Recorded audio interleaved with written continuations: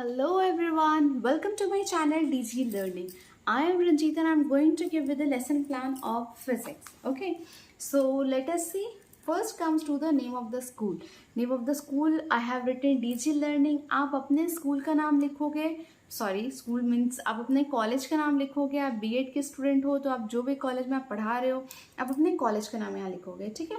Name of the pupal teacher means आप BEd के student हो बट जहाँ आप इंटर्नशिप के लिए जा रहे हो वहाँ पे तो आप एज अ टीचर जा रहे हो, तो इसलिए यहाँ पे आपका नाम होगा. So that's why it's written pupil teacher. Roll number this will be your roll number. ठीक है. तो ये जो स्टार्टिंग का जो 3 है ये 3 आपके लिए, आपके कॉलेज का नाम, आपका रोल नंबर. अब आते हैं हम क्लासेस. क्लास कौन सा है? स्टैंडर्ड 9. सब्जेक्ट फिजिक्स और फिजिकल साइंस लिख सकते हो आप. Topic gravitation. सब टॉपिक मास एंड वेट. अब आप बोलोगे कि टॉपिक और सब टॉपिक में क्या डिफरेंस है? तो टॉपिक और सब टॉपिक में ये डिफरेंस है कि टॉपिक में हम लिखेंगे नेम ऑफ द चैप्टर. ठीक है, क्या चैप्टर का नाम है. और सब टॉपिक में हम लिखेंगे कि उस चैप्टर से, अब एक चैप्टर में कितने सारे टॉपिक्स होते हैं. It's not possible for us कि एक दिन में हम पूरा चैप्टर कंप्लीट कर दें, है ना. एटलीस्ट एक ही टॉपिक का लेसन प्लान बनाएंगे, एक ही टॉपिक ही पॉसिबल है. So here I have written sub topic that is mass and weight. Gravitation chapter का मास एंड वेट आज करने वाले हैं. पीरियड कौन से पीरियड में आप जा रहे हो? Third. Duration I have written है 40 मिनट्स. आप लिखो 40 मिनट्स, 45 मिनट्स, 35 मिनट्स. सारे स्कूल्स के डिफरेंट टाइमिंग होते हैं, तो आप जहाँ इंटर्नशिप के लिए जाओगे वहाँ उसके हिसाब से आप अपना ड्यूरेशन लिखोगे. ठीक है. Teaching aids I have written है चार्ट्स एंड मॉडल्स. आप अगर और कुछ बना के लेके जा रहे हो जो भी है आपके पास right there. Teaching methods I have written here lecture method, presentation method and question answers method. Okay. Now comes to general aim. अभी ना आपका एक नया लेसन प्लान का पैटर्न आ रहा है. ठीक है, कॉलेज वालों के पास में गया है. तो जनरल एम को ना वहाँ पे हम लोग बोलते हैं लर्निंग ऑब्जेक्टिव.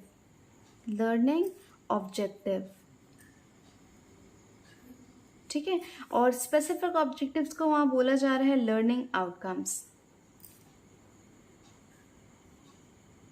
अब आप बोलोगे मैम जनरल एम और स्पेसिफिक ऑब्जेक्टिव में क्या डिफरेंस है?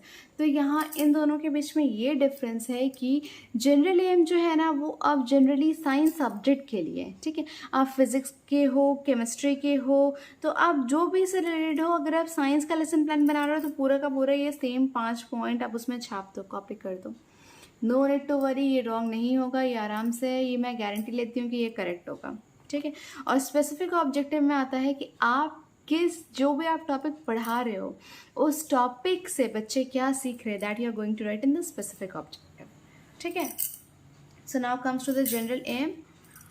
To develop scientific and technical attitude in students, to make students able to understand the nature of science and technology, to develop scientific attitude amongst people, to create interest in science subject in students, and to develop the feeling of self-confidence and discipline in students.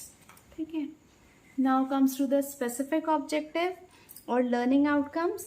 Students will be able to, ये chapter पढ़ के students क्या समझेंगे? ये chapter पढ़ के students will be able to understand the difference between mass and weight, establish the relation between the weight of an object on earth and on moon, and find the mass of an object on the moon as compared to earth.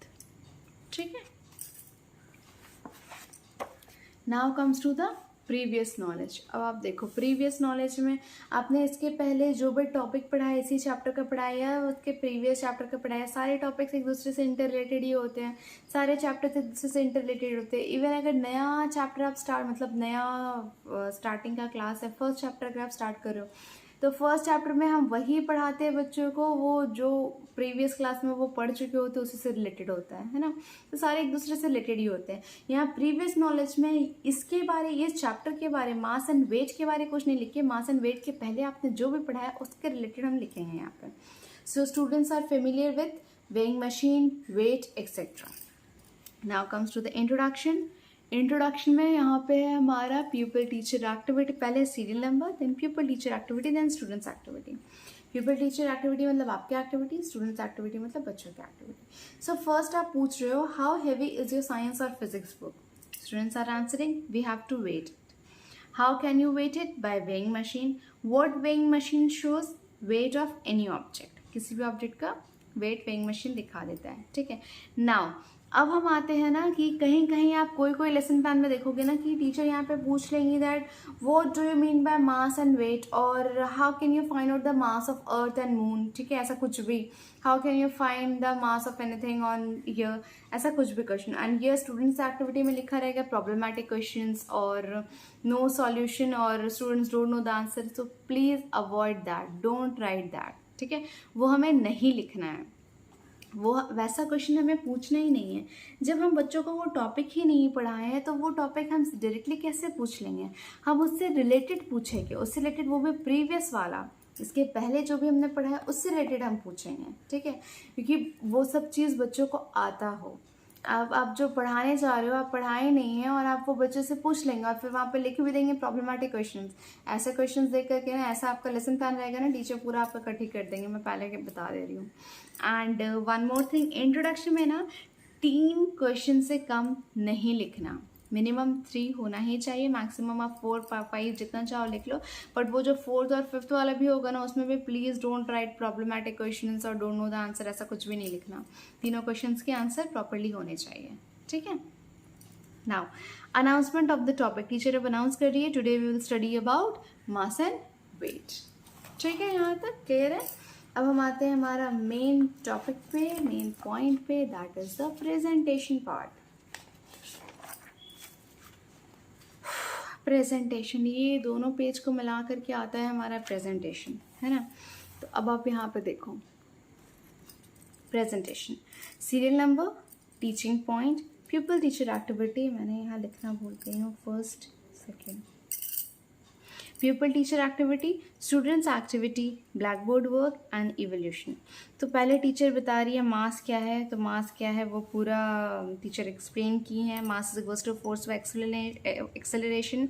So children can you find the formula for force, तो बच्चे क्या force का formula निकाल सकते हो, अब standard 9 के बच्चे हैं, 8 9 में तो हमें फॉर्मूला फाइंड आउट करने सिखाया ही जाता है, इवन मैथ्स में भी, है ना। तो अब जब मास का पता है तो क्या फोर्स का निकाल सकते हो, तो यहाँ बच्चे मास का पहले लिखिए और फिर फोर्स का बता रहे that force is equals to mass into acceleration, ठीक है। अब टीचर फिर आगे पूरा एक्सप्लेन करती है मास, उनको जो भी एक्सप्लेन करना है, ठीक है। फिर आते हैं हम black board work, black board work में मैंने मास और फोर्स का दोनों का फॉर्मूला लिखा है, ठीक है। अब आप देखिए ब्लैक बोर्ड वर्क मैंने तो यहाँ नॉर्मली लिख दिया, आप लोग नॉर्मली नहीं लिखोगे, आप लोग ब्लैक केजी शीट लोगे ये शेप का, यहाँ पे स्टिक करोगे ब्लैक केजी शीट, उसके ऊपर वाइट सिल्वर पेन आता है, वाइट सिल्वर पेन से अच्छे से सुंदर सा लिखोगे, ठीक है। ब्लैक बोर्ड वर्क वो लगना चाहिए कि आप ब्लैक बोर्ड वर्क है, मतलब ब्लैक के ऊपर में वाइट से लिखा हुआ, ठीक है, एज ए ब्लैक बोर्ड के ऊपर में चॉक से लिखा हुआ वैसा, ठीक है। अब आते हैं हम इवोल्यूशन में, इवोल्यूशन में जो भी आप क्वेश्चंस दे रहे हो, प्रेजेंटेशन के बाद ना हमारा आएगा लास्ट में हमारा आता है होमवर्क, ठीक है। तो होमवर्क में हम बच्चों को क्वेश्चंस देंगे करने के लिए, ध्यान रखना कि होमवर्क के क्वेश्चंस और इवोल्यूशन के क्वेश्चन सेम ना हो, दोनों में डिफरेंसेस हो, ठीक है। इवोल्यूशन के क्वेश्चंस और होमवर्क के क्वेश्चंस दोनों बिल्कुल भी सेम नहीं होना चाहिए, ठीक है। इतने आजकल तो आप एक्सरसाइज क्वेश्चंस के साथ साथ चैप्टर के बीच से कितने मैक्सिमम तो बोला जाता है स्कूल में कि चैप्टर के बीच से क्वेश्चन दो, ताकि बच्चे समझे हैं, वो पता चले कि वो क्या समझे हैं, कैसे समझे हैं, कितना समझे हैं, है ना। तो आप कहीं से भी क्वेश्चंस निकालो, बट इवोल्यूशंस के क्वेश्चंस और होमवर्क के क्वेश्चन सेम नहीं होना चाहिए। देखो मैंने यहाँ इवोल्यूशन में दिया the mass of an object can be 0 true और फॉल्स। नाउ इसके नीचे आता है वेट,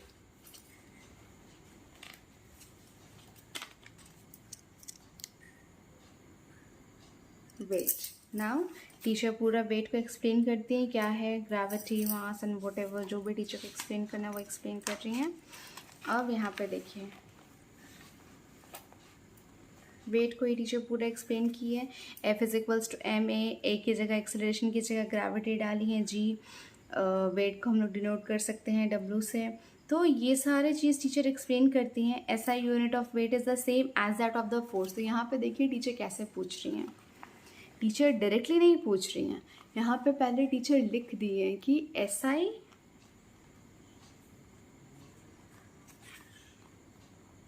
ये देखिए, SI unit of weight is the same as that of a force. Force के वाले ये लोग पहले पढ़ चुके हैं।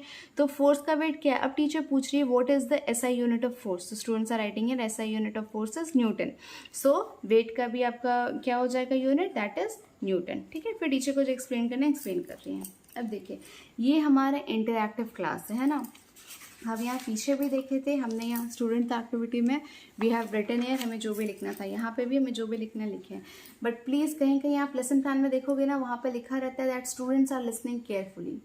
Please don't write that. ये हिस्ट्री का क्लास नहीं कि टीचर बस बोले जा रही है और बच्चे सुन रहे हैं, नहीं। अगर बच्चे सुन भी रहे हैं तो वो क्या सुन रहे हैं और क्या समझ रहे हैं, वो सुन भी रहे हैं या नहीं, उनका ध्यान कहीं और तो नहीं है। तो ये सब चीज़ आपको ध्यान रखना है। ठीक है, इसके लिए बीच बीच में आपको क्वेश्चंस पूछना पड़ेगा, क्वेश्चंस करने होंगे।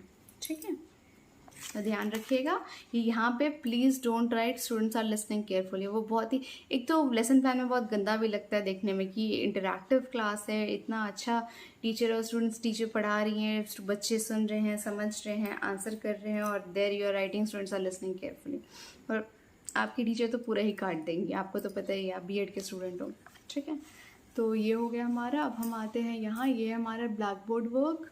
सो ब्लैक बोर्ड वर्क में जो जो इम्पोर्टेंट लगा, F is equals to MA mg, तो W is equals to mg, SI unit is newton, और क्वेश्चन इवोल्यूशन में हमने यहाँ पे दिया है what are the similarities between weight and mass. ध्यान रखिएगा, इवोल्यूशन के क्वेश्चंस और होमवर्क के क्वेश्चन सेम नहीं होने चाहिए। ठीक है,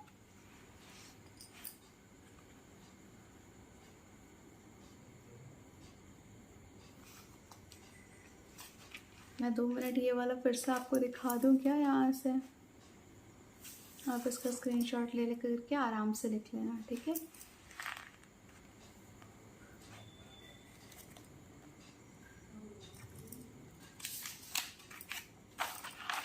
नाउ कम्स टू रिकैप्चुलेशन।